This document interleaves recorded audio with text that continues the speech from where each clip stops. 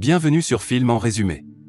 Aujourd'hui, je vais vous montrer un thriller d'action américain de 2013, intitulé Infiltré, Snitch. Jason, un garçon de 18 ans, appelle par vidéo son ami qui lui vend de la drogue. Son ami lui demande s'il peut recevoir les médicaments chez lui. Il accepte sans poser de questions. Son père, John Matthews, est propriétaire d'une entreprise de construction. Ce jour-là, après le travail, John se rend à sa voiture pour rentrer chez lui, mais là, il voit un type nommé Daniel, qui charge des sacs de ciment. Il a l'impression qu'il devrait l'aider, alors il aide Daniel à charger des sacs de ciment, ce que Daniel apprécie vraiment. De retour chez lui, Jason reçoit un coursier. Il l'ouvre et découvre qu'il s'agit d'un sac rempli de drogue et d'un appareil photo. Avec la présence d'une caméra, il se rend compte que la police l'a eu, et c'est tout ce qu'ils ont fait, alors il s'enfuit sur le champ. La police court après lui et finit par le capturer. Pendant ce temps, John est à une fête et reçoit un appel de son ex-femme, Sylvie Collins. Elle lui dit que leur fils, Jason, est accusé de distribution de stupéfiants. John se rend rapidement au poste de police et rencontre son ex-femme, puis rencontre son avocat. Son avocat, Jay Price, lui dit que Jason n'est pas réellement un revendeur, mais son ami a mis en place dans une opération d'infiltration, pour réduire sa propre peine après avoir été pris. Les accusations portées contre Jason sont passibles d'au moins 10 ans de prison. Jay leur dit que John et Sylvie devraient parler avec Jason et le convaincre d'attraper plus de trafiquants de drogue. John se sent responsable parce qu'il n'était pas là pour son fils et devient désespéré, lorsqu'il se rend compte que Jason pourrait être tué avant qu'il n'ait terminé sa peine de prison. John dit à Jay que Jason n'était qu'un garçon normal, ce sont ses amis qui l'ont mis dans ce pétrin. Jay lui dit que cela n'a plus d'importance maintenant, car il a été pris avec beaucoup de drogue, et maintenant la meilleure option qu'il a est d'aider la police à attraper plus de dealers, afin de réduire sa peine de prison. Jason est rapidement présenté au tribunal. Le juge avance le rendez-vous de Jason, mais l'envoie en prison entre-temps. John, son ex-femme Sylvie et leur avocat Jay s'assoient tous avec Jason et essaient de lui expliquer ses options. Ils essaient de le convaincre d'attraper plus de trafiquants de drogue, afin qu'il puisse réduire sa peine de prison. Mais Jason leur dit qu'il ne connaît pas de grands passeurs. Les trafiquants de drogue qu'il connaît ne sont que des petits voyous, qui le font uniquement pour le plaisir. Et s'il abandonne leur nom, alors leur vie deviendra misérable et ruinée, tout comme la sienne. Il sort de la pièce. John devient plus inquiet maintenant et jour après jour, il commence à se noyer dans le stress. Grâce à ses relations, John organise plusieurs rendez-vous avec l'avocate américaine locale Joan Kegan. Il lui raconte tout sur la situation de son fils, car elle mène une campagne anti-drogue très agressive, pour renforcer ses chances d'être élu au Congrès. Elle refuse de l'aider, car Jason avait beaucoup de drogue sur lui. Il quitte son bureau et va en prison pour voir Jason. Il voit Jason et trouve des ecchymoses et des coupures sur son visage, car il a été battu en prison et son état physique semble mauvais. Jason devient ému en rencontrant son père et lui dit qu'il se souvient de l'époque où il était petit garçon et qu'il passait tout son temps avec lui. Il se met à pleurer et dit qu'il ne pense pas qu'il survivra à son séjour en prison pendant 10 ans, parce qu'il sera battu encore et encore. En tant que père, cela brise John. Quand il rentre à la maison, il n'arrête pas d'y penser. Il se rend dans des rues dangereuses, où l'on vend et achète de la drogue. Il prévoit de capturer lui-même des trafiquants de drogue et de les remettre à la police. Mais dès qu'il essaie de les approcher, ils comprennent son intention par son langage corporel, alors ils le battent tous très violemment. La police arrive juste à temps et sauve John. Pendant ce temps, l'avocate américaine Joan Kegan découvre où se trouve John et lui demande ce qu'il pense faire. Elle lui dit que même s'il était capable de capturer quelqu'un et de l'amener, cela ne l'aiderait toujours pas dans la situation de son fils. John lui demande désespérément s'il existe un moyen d'aider à réduire la peine de prison de son fils.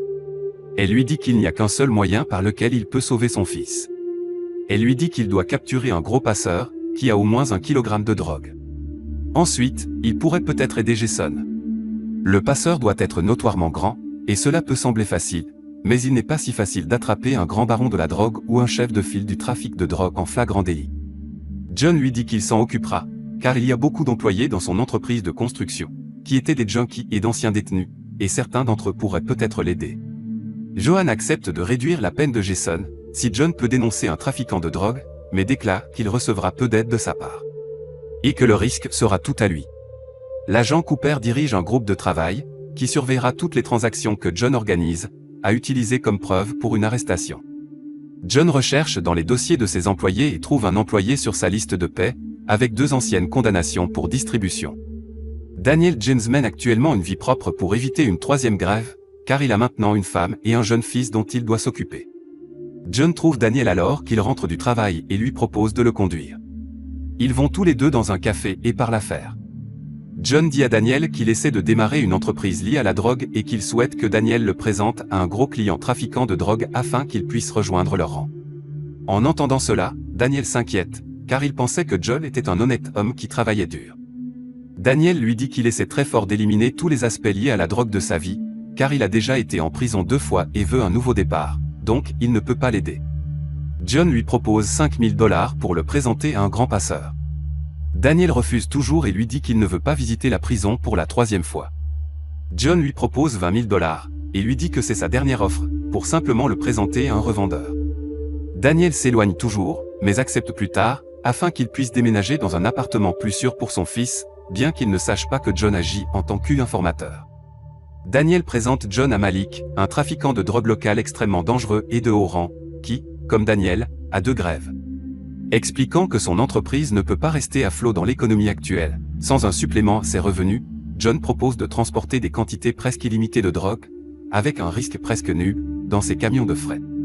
Étant donné qu'il s'agit d'une entreprise légitime, les camions évitent les soupçons et transportent trop de marchandises pour être minutieusement fouillés. Malik accepte, à condition que John et Daniel conduisent eux-mêmes la course initiale.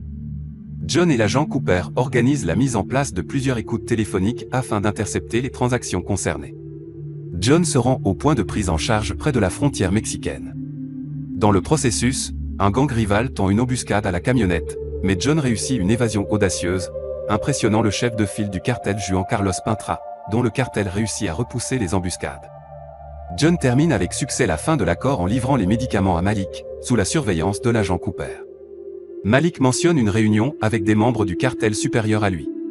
L'agent Cooper, dans l'espoir d'attraper les cibles les plus prioritaires, refuse d'arrêter Malik pendant l'accord. Keegan affirme que Cooper a fait ce qu'il fallait et refuse de réduire la peine de Jason, à moins que John ne coopère lors d'une 2e réunion. John, indigné, n'accepte que si Jason est libéré une fois le travail terminé, plutôt qu'une simple réduction de peine. À peu près à cette époque, Daniel découvre l'arrangement que John a conclu avec la police et est furieux, disant que le cartel tuera John Daniel et leur famille, si la vérité éclate. Tous deux envoient leur famille se cacher. John rencontre Juan Carlos Pintra sous une sécurité très élevée du cartel. Pintra veut que John dirige près de $100 millions de bénéfices de la drogue au Mexique, vers la base d'opération du cartel, et propose de faire de lui un membre du cercle restreint du cartel s'il réussit. Il rapporte cela à Keegan et Cooper.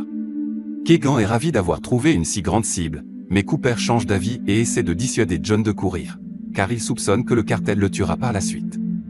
John élabore un plan pour se libérer, ainsi que Daniel, du gouvernement et du cartel. Pendant la course, John est capable d'échapper à la surveillance de Cooper. Dans le même temps, Daniel fait une descente dans la maison de Malik, tuant les gardes de Malik et blessant Malik. Avant de mourir, Malik révèle le numéro de téléphone portable de Pintra à Daniel. John appelle Cooper et lui demande de suivre à la fois son nouveau téléphone portable et le téléphone de Pintra, donnant effectivement à Cooper à la fois l'argent et la cheville ouvrière. Le cartel se rend compte que John est un informateur. Après une poursuite sur l'autoroute et une fusillade, John s'échappe. Les membres du cartel et l'argent sont saisis par les hommes de Cooper. Pintra est également capturé. Il ne veut pas participer à une fusillade avec la police, car son jeune fils est avec lui. Jason est libéré le lendemain. John et sa famille participent au programme de protection des témoins. Daniel refuse de participer au programme, disant que lui et sa famille vont se cacher d'eux-mêmes. Comme Daniel a perdu son emploi, John laisse à Daniel le gros chèque de récompense que John était censé recevoir pour la capture de Pintra. Selon les statistiques, certains délinquants toxicomanes non violents pour la première fois sont condamnés en moyenne à des peines de prison plus longues que les personnes reconnues coupables de viol ou d'homicide involontaire.